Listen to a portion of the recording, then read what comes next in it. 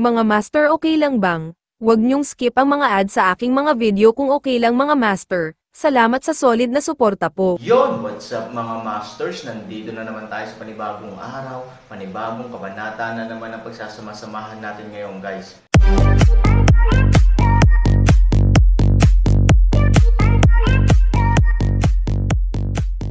Bali mga masters, kung bago ka pa lang po sa aking YouTube channel, please click the subscribe button, lalong-lalo na po yung notification bell, guys, para maging connected pa rin tayo sa isa't isa at maging updated kayo sa mga susunod ko pang video. Bali mga masters, bago natin umpisahan ng kwento ay mag-shoutout po muna tayo para sa mga solid nating tagapakinig. Yun na nga mga masters, no? Bali hindi na ito patagalin. In 3, 2, 1, let's go! Halatang medyo natulala si Exotic na dilag sa sagot ni Han Sanchen.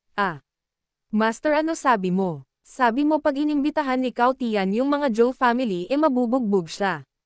Paano kaya ta? Master, hindi mo alam pero pamangkin talaga siya ni Zhou Yung. Si Zhou Yungs yung mga kakulaitan niya medyo protective sa kanya si Zhou Yungs, tapos tayo.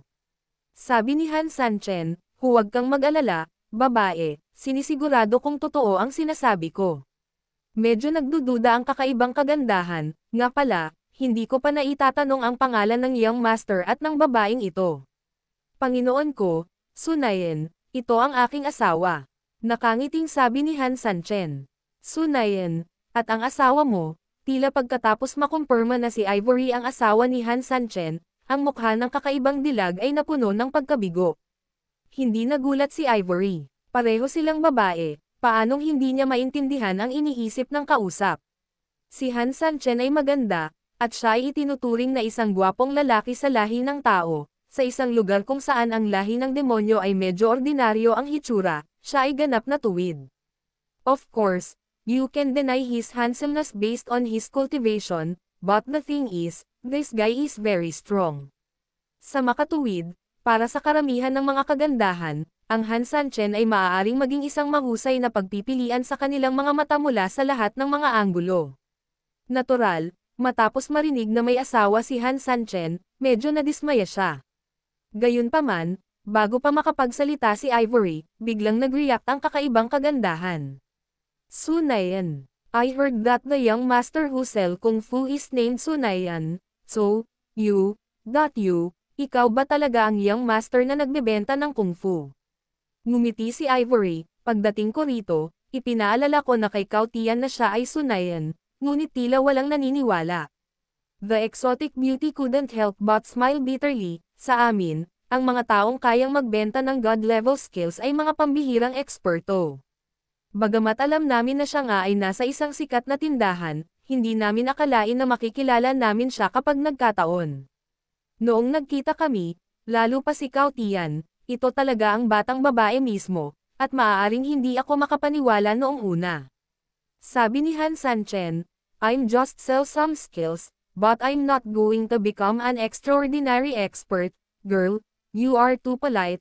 Oo nga pala, okay na ba ang lahat, girl? Kung hindi, iuuwi ka muna namin mag-asawa sa iyong tinitirhan. Gustong makipagkwentuhan pa ng exotic na dilag, pero inisip na baka dumating si Cao Tian para patayin siya anumang oras, kaya tumango siya. Maraming salamat sa inyong dalawa. Hindi gaanong nagsalita sina Han Sanchen at Ivory. Inalalayan ni Su Yingxiao ang kakaibang ganda at naglakad silang tatlo patungo sa eskinita. Nga pala Mr. Su, ang sugat sa bewang mo, biglang may naalala ang exotic na dilag at nag-aalalang tumingin kay Han Sanchen. Umiling si Han Sanchen, anong klaseng pinsala ito? Para sa akin, huli na ang ganitong uri ng pinsala. Natatakot ako na gumaling na ang sugat, kaya hindi na ito magiging problema.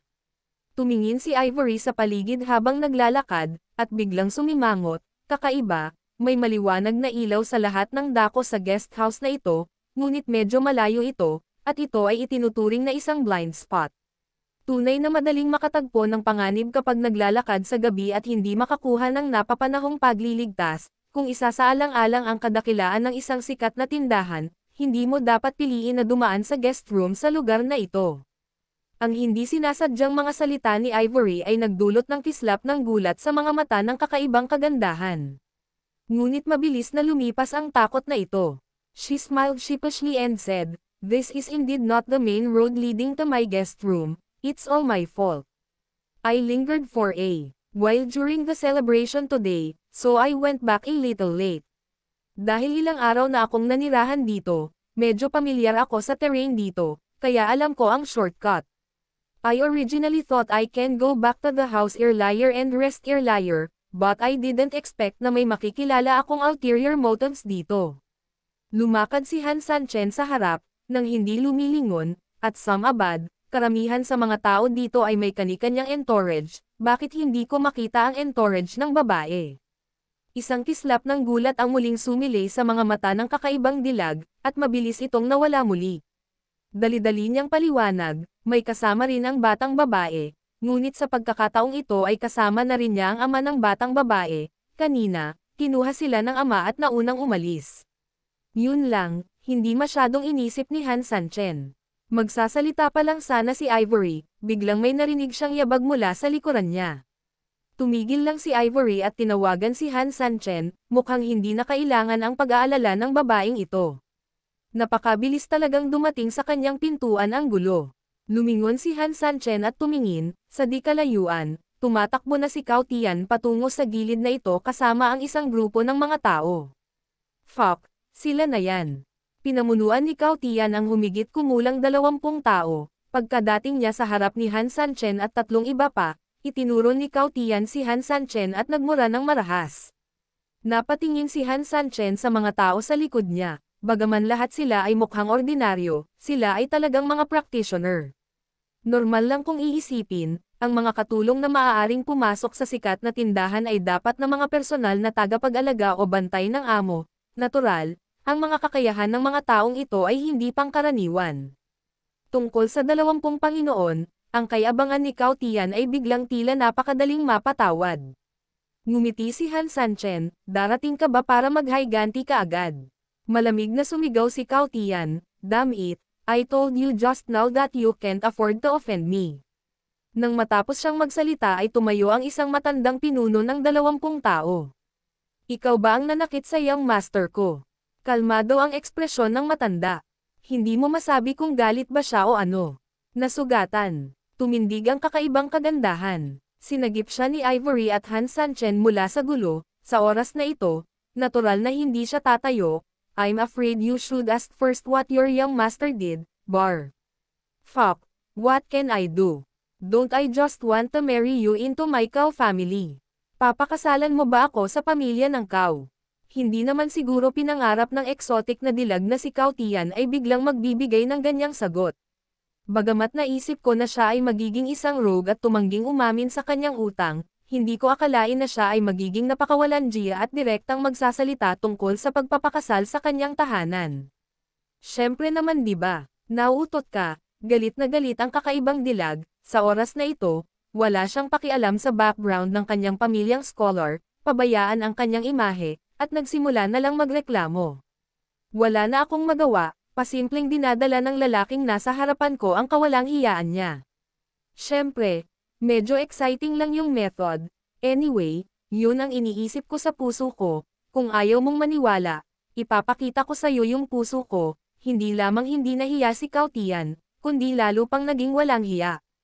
Habang nagsasalita, hinubad pa niya ang kanyang damit, sinusubukang ilantad ang kanyang dibdib, isang maayos na pag-uugali ng hooligan. Gusto siyang pag-alitan ng kakaibang dilag, ngunit pinigilan siya ni Han Sanchen. Obviously, may mga taong naglalaro ng rogue. Hindi mo naman talaga kayang putulin ang puso niya diba? Kung payag ka, maaaring hindi payag. Ang iba, kaya ito ay isang bagay ng kung ano man ang kanilang sasabihin mula simula hanggang wakas. I think tama ang young master ko, ngumiti ng mahina ang matandang lalaki. Ang katotohanan ay hindi ka makatwiran at hindi maaaring magpatuloy sa pakikipagtalo. Han Sanchen smiled contemptuously, okay, I understand what you mean, kahit paano mo pa ituloy ang sasabihin, ang pinapaboran mo ay ang young master mo. Walang kwenta ang pagsasabi mo ng 10,000 salita sa ganitong uri ng tao, gaano man makatwiran ang 10,000 salita mo. Pero sa kabilang banda, kung gusto niya ang mga taong handang maniwala, kahit sabihin lang niya, kahit gaano pa ito ka-reasonable, may sense pa rin. Gaya ng madalas na sinasabi ng mga tao, may mga taong gusto lang maniwala sa gusto nilang paniwalaan mula simula hanggang wakas, kung ito ay totoo o hindi, ito ay walang kinalaman sa kanila. At maraming ganyang tao sa mundo. So, kung ganoon, let me stop talking and ask you, from the Zhou family or the Cao family? Tanong ni Han Sanchen. Bahagyang ngumiti ang matanda, may kinalaman ba ito? Syempre naman. Please enlighten me. Alam ba ni Zhou Yung na ginagawa mo ito? Kung galing ka sa pamilya ng Cao, okay lang siguro, total Zhou ang apelyido niya, kaya hindi kanya masyadong mapahiya. Pero sa akin, baka mas malala ang sitwasyon mo. On the contrary, come here, if you are Zhou family members, for Zhou Yong's sake, I will make it less miserable for Yong, I will make it less miserable for you. It matters. Panipi, malamig na ngumuso si Cao Tian, third uncle, huwag kang ang makinig sa yayabang niya, pero napakatalino niya. Bahagyang sinulyapan ng matanda si Han Sanchen na tila may iniisip, ilang sandali pa, tumango siya. Ngumiti ang matanda at sinabing, para harapin ang ilang maliliit na problema, syempre hindi na kailangang kumilos ang pamilyang Zhou, miyembro kami ng pamilya Cao, kamahalan, gusto mo bang turuan kami ng leksyon? Han Sanchen smiled, it's very late.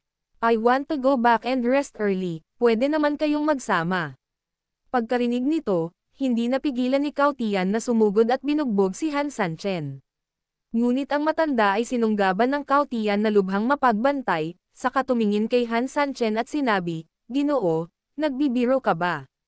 21 ba tayong magkasama? Hindi masama, sabi ni Han Sanchen. Fuck, you are really fucking bragging. I admit that you have some abilities, but in the final analysis, you are just showing off your power in front of me. Do you really think of yourself as a green onion? Galit na sabi ni Cao Tian. Siya ay isang young master mula sa isang mayamang pamilya, bagaman hindi siya nagkukulang ng mga mapagkukunan upang magsanay.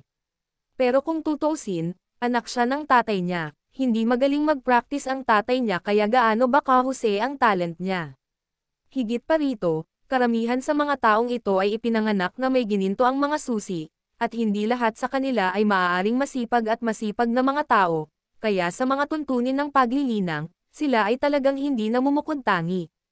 Hindi banggitin si Han Sanchen, maging ang ilan sa kanyang mga bantay ay sapat na upang sanayin siya ng 800 beses. Sa makatuwid, sa kanyang opinyon, si Han Sanchen ay may ilang mga kakayahan, ngunit siya ay malamang na hindi hihigit sa kanyang sariling mga bantay. Ngunit ngayon, nagdala siya ng 20 ganoong mga Panginoon upang bugbugin siya ng mag-isa, kaya bakit siya matatakot? Ngunit ang pangatlong tiyuhin ng pamilya Cao, ang matanda, ay hindi nag-isip ng gayon. Bagamat bata pa ang ibang tao at maaaring masigla, medyo kalmado ang ugali niya, hindi katulad ng mga walang kwentang tao. Sa lugar na ganito, kung ang isang matatag na tao ay nagsabi na 20 sa inyo ang magsasama, malamang 2 lang ang posibilidad. Alinman sa kabilang partido ay isang matalinong tao at sadyang nagpapalabas upang takutin ang kanyang sariling panig. O, itong lalaking ito ay isang Diyos na talagang may ganitong kakayahan, ngunit itinatago lamang niya ito. Ang parehong mga posibilidad ay posible, at pareho ay halos ganap na posible. Pagkatapos ng lahat, ito ang maharlikang lugar ng aktibidad ng VIP ng isang sikat na tindahan, anong uri ng master ang wala nito? Sa pag-iisip nito, hindi maiwasan ng matanda na tumingin kay Han Sanchen ng ilang beses, na para bang gusto niyang malaman kung totoo o peke si Han Sanchen. Ito ba ay isang tunay na tigre, o isang tupang nakasuot ng tigre? Ano, natatakot ka? Malamig na sabi ni Han Sanchen. Pagkarinig nito, ang isang binatang gaya ni Cao Tian ay lubos na nabigla. Paano niya natitiis ang pagiging insulto? Sa sandaling iyon, diretsyong uminom si Cao Tian at tinamaan si Han Sanchen. Fuck you, natatakot ba ako sa'yo? Nang makita niyang papasok ang kanyang young master, kitang-kita ang bakas ng gulat sa mga mata ng matanda. Ang padalos-dalos na pag-atake ng hindi nalalaman ang lalim ng kalaban ay talagang lubhang mapanganib at walang ingat, at maaaring ilagay ka sa isang desperado na sitwasyon anumang oras. Datapwat ngayoy umakyat na ang Cao Tian, at mabalisa man ang matanda at iba pa, ay hindi makatutulong. Para sa kaligtasan ng kanilang young master, wala silang pakialam kung totoong tigre o peking tigre si Han Sanchen, kaya kagatin lang nila ang bala at sugpuin siya. Nang makita ang 21 tao na umaatake sa Han Sanchen, ang kakaibang kagandahan ay lubos na natakot. Alam na alam niya kung anong uri ng sitwasyon ito, at hindi niya namamalayan na gustong tumulong, kahit na nakalimutan niya na siya ay isang ganap na baguhan sa mga tuntunin ng paglilinang. Gayunpaman, kahit na gusto niyang tumulong, hindi siya hahayaang maglaro ni Ivory. Sa kabaligtaran, direktang hinayla siya ni Ivory pabalik ng ilang hakbang. Sadyang gumawa siya ng paraan para malinisan ni Han Sanchen ang larangan ng digmaan. Nagmamadaling naglabas ng token ang exotic na dilag sa kanyang mga braso at iniabot sa kamay ni Ivory. Ate, bagamat hindi kasing advanced ng mga tagasunod ng kanilang amo ang mga bantay ng pamilya Cao, siguradong eksperto sila, ang pagharap sa kanila ng mag-isa, isang bayani, ay humihingi lang ng kamatayan. Ito ang token ng pamilya ko, kunin mo at lumakad ka kaagad, pagdating mo doon, makikita mo ang isang lugar na tinatawag na Tianxiangzhou, na pansamantalang tirahan ng pamilya ko. Kailangan mo lang ipakita ang sign sa sinuman sa loob, at pagkatapos ay ipaalam sa kanila ang sitwasyon dito, at agad silang magpapadala ng mga tao upang suportahan.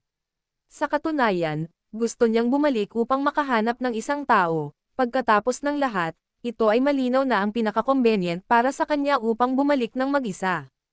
Alam niya ang paraan, at agad na magpapadala ang kanyang pamilya ng isang tao upang magbigay ng suporta. Pero alam niya na hindi siya makakaalis sa oras na ito. Bagamat gusto lang niyang lumipat ng reinforcements, hindi maiiwasang isipin ng kanyang mga benefactors na iniwan niya sila at tumakas. Sa makatuwid, pagkatapos ng maraming pag-iisip, malinaw na ang pinakaangkop na bagay para sa kanya na hilingin kay Ivory na ilipat ang mga pampalakas. Kinuha ni Ivory ang token at tiningnan ito, nakaukit ito ng salitang Shangguan, ito ay maliit ngunit napakapinong. Gusto mo bang maglipat ako ng reinforcements? Nakangiting tanong ni Yun Ivory. na nga mga masters, no? Bali panibagong kabanata na naman yung natapos natin ngayong gabi. Muli, maraming salamat po talaga sa walang sawang suporta po sa aking YouTube channel na talagang inaabangan niyo po ang bawat upload ko po. Bali mga masters, magkita-kita ulit po tayo bukas ng gabi at ngayon po ay magpapaalam po muna tayo. Bali mga masters, bye-bye!